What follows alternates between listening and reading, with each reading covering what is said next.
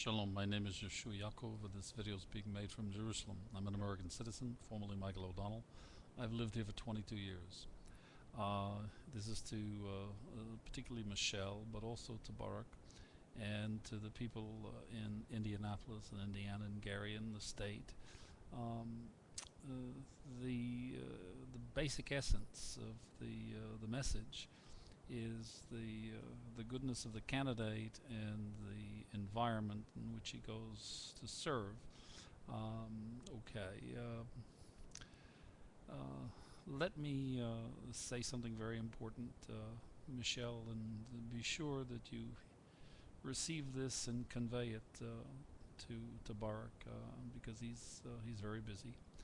And it is this: the context in which this young couple is raised up by the God of the cosmos to have Barak leading America in the free world is obviously in and of itself significant.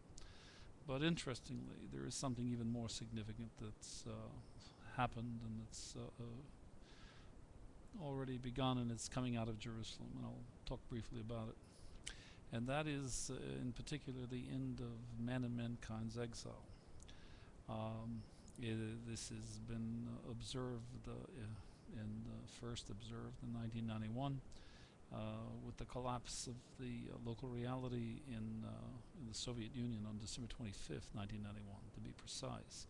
What was the local reality in the Soviet Union on this day? It was communism, and secondly, a year later, it was the collapse of the local reality in Yugoslavia, which was its communism. And in 1995, in Israel, with the murder of Rabin, it was the collapse of the local reality here, which was its Zionism. Okay, the collapse of the local reality means that the anthropologic, psychologic, sociologic model of man and mankind's mind that was giving to receive, I give, I get, that is no longer the reality, which was exile. Exile is here. Okay. The God of the cosmos has ended. The local reality is collapsed. In physics, we learn that if you collapse the local reality, you have the quantum reality. Not quite. We're in between. We're suspended. Man and mankind cannot ascend to inhabit the quantum reality because Israel is denying the collapse of the local reality, and we learn that Israel is first in the world subsequently.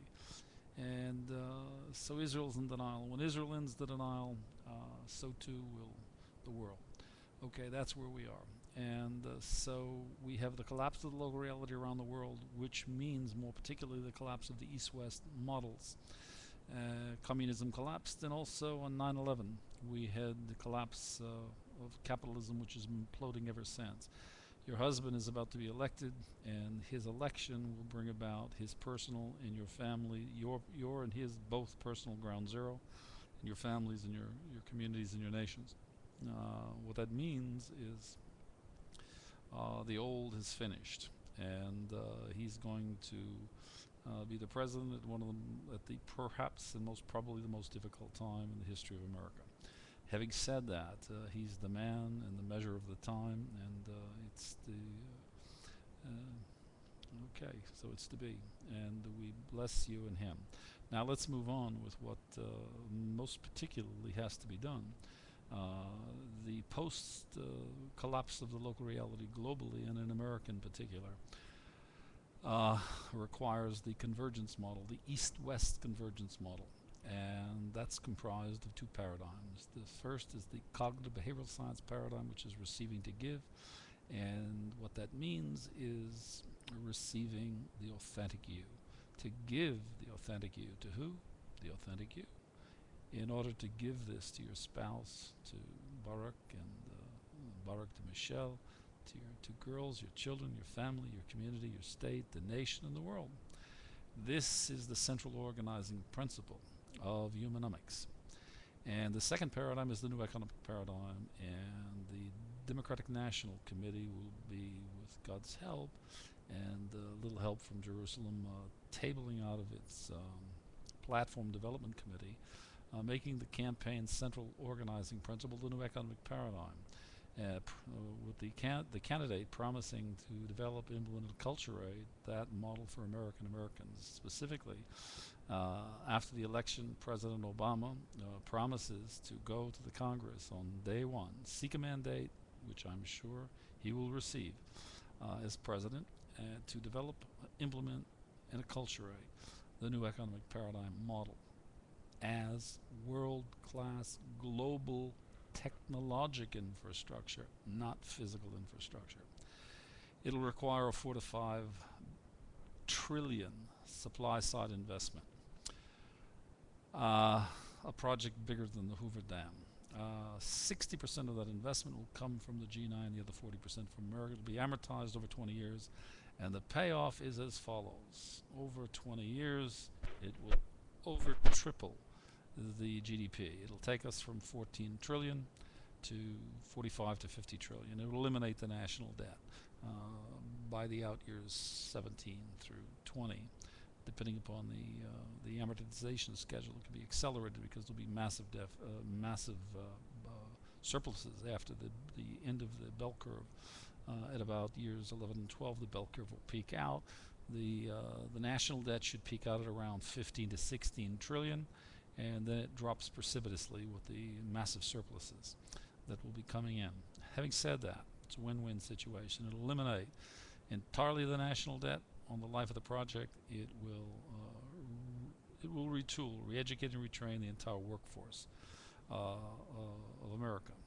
By the end of the first year, it will be creating tens of thousands of sustainable jobs, domestic content sustainable jobs. It will end the trade deficit. It will triple the purchasing power of the currency.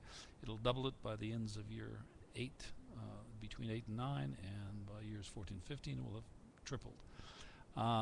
Let's see, that's a pretty strong win-win situation. Okay, so this is the context in which really truly phenomenal, spectacular change will occur. Now, this is a 20-year project, and if he's elected to 2 terms, he will have only the first 8 years of the project. So it's going to take absolute brilliance to put it in place and put it on the right track, because there's a saying, when you're on the wrong train, all the stops are wrong, and the special interests will try to steal it. Now, the most important last thing, and this is why I'm talking about putting it on the right tracks. The present distribution of the wealth in America, the GDP splits up around, in certain scenarios and in certain sectors, it's an 80-20 split. It's in other sectors, it's a 70-30 split, and so on. It's quite distorted and inequitable across the board. The intellectual property is for this I own. It will be put in we don't need another Warren Buffett, so I'm not going to seek to do a public offering and build another Google or another Microsoft, Google, IBM, whatever. Okay, we're going to put it in a public trust, and it will be owned by the workers in America, and that will ensure the just distribution of the GDP pie. That's the long and short of it. I bless you, Michelle and Barak, and wish you every success. And that's it. I'm honored and pleased to serve. It's a very spectacular endeavor to deliver democracy. Talk and actually getting the job done on the bottom line is quite a challenge. So I've made it a significant number of videos supporting. I am Yehoshua Yaakov. I endorse this message, and I also endorse Barack Obama for president and Michelle Obama for vice president. And what a winning combination. You can't have that, though, because the girls have to have the vice president.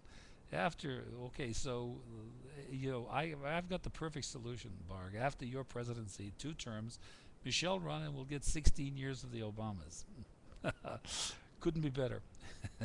I wish you blessings from Jerusalem. My name is Yehoshua Yaakov.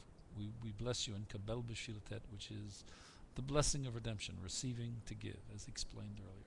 Thank you very much for listening.